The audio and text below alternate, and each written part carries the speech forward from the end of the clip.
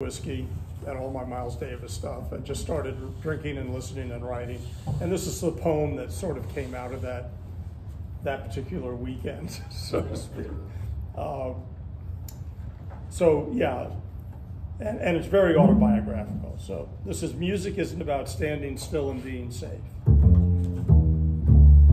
Listen, 2 weeks after you died, 250,000 thronged by the St. John's River to hear the music you had spawned, hoping to see you, but even in death, you never looked back. They were all there: Hannibal, Bird, Chick, Jojo, Red, Jocko, Bean, Dizzy, my favorite, Freddie Freeloader. Isolated you were a beacon, a flagship for messages of the heart.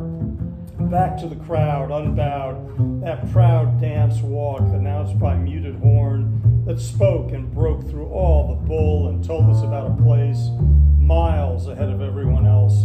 You spent a lifetime thinking for yourself, speaking to every generation, playing it all: jazz, blues, funk, rock, fusion. Categories took a back seat to creativity and rhythm, space and feeling, spirit. I remember 4th grade picking up a horn, then laying it down. Rock and roll was my world. What did I know? 7 years later, I heard it was in the garden where you brought me back to music. I walked all the way home, miles from that train station, my head pounding with sounds, frantic fast as the subway I spent the night on. Those African rhythms you used decades before anyone else even thought to, filling my head, letting me know I'd have it all down cold if I could walk, as cool as the notes you heard coming from miles. You had that thing, that style, that spark that was a blue flame, jumping off a gas stove, igniting everything, everywhere, touching the genetic resonant frequency and all.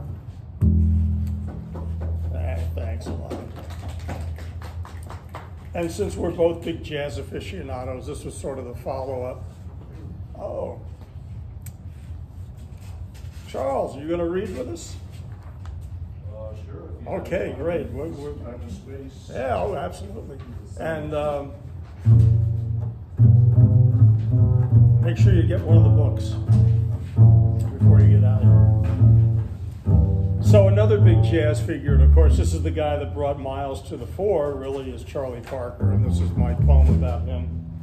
This is Listening to Bird.